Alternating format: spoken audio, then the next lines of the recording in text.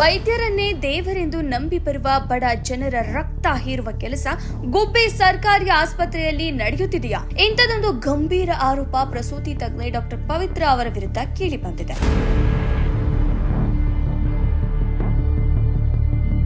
ಬಿಹಾರಿ ಮೂಲದ ಬಡ ಕೂಲಿ ಕಾರ್ಮಿಕ ಕುಟುಂಬವೊಂದು ಹೆರಿಗೆಗಾಗಿ ಗುಬ್ಬಿ ಸಾರ್ವಜನಿಕ ಆಸ್ಪತ್ರೆಗೆ ಬಂದಾಗ ವೈದ್ಯೆ ಡಾಕ್ಟರ್ ಪವಿತ್ರ ಹೆರಿಗೆ ಮಾಡಿಸಲು ಬರೋಬ್ಬರಿ 10,000 ರೂಪಾಯಿ ಲಂಚಕ್ಕೆ ಬೇಡಿಕೆ ಇಟ್ಟಿದ್ದಾರೆ ಎನ್ನಲಾಗಿದೆ. ನಮ್ಮ ಬಳಿ ಹಣ ಇಲ್ಲ, ನಾವು ತುಂಬಾ ಬಡವರು ಎಂದು ರೋಗಿಯ ಪತಿ ಎಷ್ಟೇ ಕಂಜಲಿದರು ಕರಗದ ವೈದ್ಯೆ, ನಾವು ಬಿಸ್ನೆಸ್ ಮಾಡಲು ಕುಳಿತಿಲ್ಲ, ಹಣ ಕೊಟ್ರೆ ಮಾತ್ರ ಹೆರಿಗೆ, ಇಲ್ದಿದ್ರೆ ರೋಗಿಯನ್ನ ತಕ್ಷಣ ಡಿಸ್ಚಾರ್ಜ್ ಮಾಡಿಕೊಂಡು ಬೇರೆ ಕಡೆ ಕರ್ಕೊಂಡು ಹೋಗಿ ಎಂದು धमकी हाकिದ್ದಾರೆ.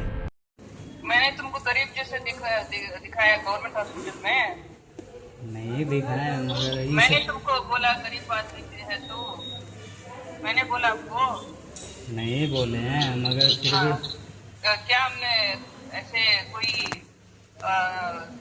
दिक्कत किया आपको? दिक्कत नहीं दी है, मगर गवर्नमेंट हॉस्पिटल आदमी गरीब आदमी आता ना जो थोड़ा, इसलिए मैं भी बोल रही हूँ. हाँ फाइनल कितने देना मैम?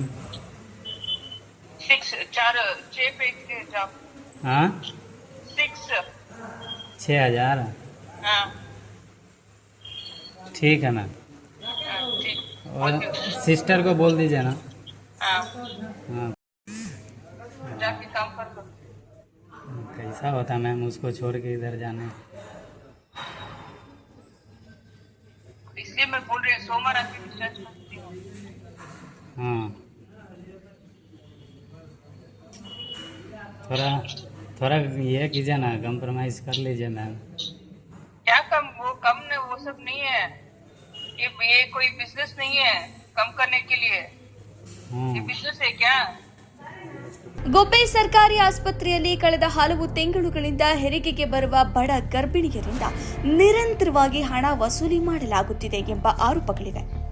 ದೂರುಗಳು ಬಂದರೂ ಆರೋಗ್ಯ ಇಲಾಖೆಯ ಹಿರಿಯ ಅಧಿಕಾರಿಗಳು ಕಣ್ಣು ಮುಚ್ಚಿಕೊಳ್ಳುತ್ತಿರುವುದು ಸಾರ್ವಜನಿಕರ ಅಸಮಾಧಾನಕ್ಕೆ ಕಾರಣವಾಗಿದೆ. ವೈದ್ಯ ವೃತ್ತಿಯ ಘನತೆಗೆ ಕಪ್ಪು ಚುಕ್ಕಿ ತಂದಿರುವ ಇಂತಹ ವೈದ್ಯರ ವಿರುದ್ಧ ತಕ್ಷಣವೇ ಕಠಿಣ ಶಿಸ್ತು ಕ್ರಮ ಕೈಗೊಳ್ಳಬೇಕೆಂದು ಸ್ಥಳೀಯರು ಆಗ್ರಹಿಸಿದ್ದಾರೆ. मेरा नाम मोहम्मद मुन्ना है, हम बिहार से हैं. और 4 तारीख को हम अपने वाइफ को एडमिट किए थे, सीजरिंग ऑपरेशन हुआ. तो ये पवित्रा मैडम है, वो सभी चीज़ बढ़िया से किए हैं. तो मेन शुक्रवार का दिन था, वो हमको आगे बोले हैं जो 10,000 रुपये देना होगा. तो फिर हम बोले मैम इतना पैसा हम कहाँ से देंगे, काम करने वाले आदमी गौशाला में काम करते थे गाय का, तो उधर से हम उतना रुपया दे नहीं सकते. फिर हमको बोले जो किधर से भी अरेंज करो. तो हम बोले मैम ये तो मेरा गांव नहीं है, कोई मेरा यहाँ को पहचानता नहीं, किधर से हम अरेंज करेंगे, ऐसा हम बोले.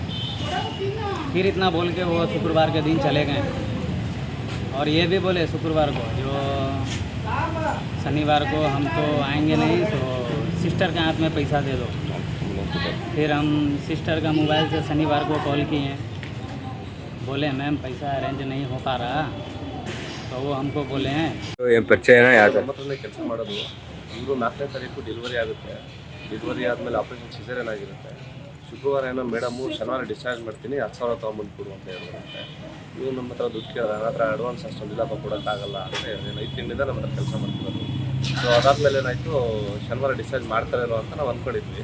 ಶನಿವಾರ ಡಿಸ್ಚಾರ್ಜ್ ಮಾಡಲಿಲ್ಲ, ದುಡ್ಡು ಕೊಡಲಿಲ್ಲ ಅಂತ. ಹಂಗಾಗಿ ಸೋಮವಾರ ಬಂದು ಡಿಸ್ಚಾರ್ಜ್ ಮಾಡ್ತೀವಿ, ಅರೇಂಜ್ ಮಾಡ್ಕೋ ಅಂತ ಹೇಳಿ ಶನಿವಾರ ಫೋನಲ್ಲಿ ಮಾತಾಡಿದೆ. ನಾನೇ ಹೇಳಿದೆ ಫೋನಲ್ಲಿ ಮಾತಾಡೋದು ಏನು ಮಾತಾಡ್ಬಿಟ್ಟು ಫೈನಲಾಗಿ ಕೊಟ್ಬಿಡೋಣ ಅಂತ ಅಂದೆ. ಇನ್ನೇನಂದ ಫೋನಲ್ಲಿ ಮಾತಾಡ್ದೆ, ಮೇಡಮು 10,000 ಕೊಡೋಕ್ಕಾಗಲ್ಲ. ಅದಕ್ಕೆ ಇಲ್ಲ ಆಗಲ್ಲ, ನಾವು ಬಿಸ್ನೆಸ್ ಮಾಡ್ತಿದ್ದೀವ, ಕಡಿಮೆ ಮಾಡ್ಕೊಳ್ಳಿ ಅನ್ನೋದಕ್ಕೆ ಅಂತ ಮೇಡಮು ಉಡಾಸೆಯಾಗಿ ಮಾತಾಡಿದ್ವಿ. ಅದನ್ನು ನಾವು ಕೇಳಿಸ್ಕೊಂಡು ಅದನ್ನು ವೀಡಿಯೋನೂ ಮಾಡಿದ್ದೀವಿ. ನಾವು ಮೇಡಮ್ ಮಾತಾಡ್ತಿರೋದು ಆಡಿಯೋ ಕಾಲಲ್ಲಿ ವೀಡಿಯೋ ಆಗಿದೆ ನಮ್ಮ ಹತ್ರ. ಸೊ ಮೇಡಮ್ ಅದನ್ನು ಈಗ ಸೋಮವಾರ ಡಿಸ್ಚಾರ್ಜ್ ಮಾಡಬೇಕು ಅಂತ ಡಿಸೈಡ್ ಮಾಡಿದ್ವಿ. ದುಡ್ಡು ಅರೇಂಜ್ ಮಾಡ್ಕೊಂಡು ಬಂದು ಡಿಸ್ಚಾರ್ಜ್ ಮಾಡಿಸ್ಕೊಳ್ಳೋಣ. ಸೋಮವಾರನೂ ದುಡ್ಡು ಅರೇಂಜ್ ಆಗಲಿಲ್ಲ.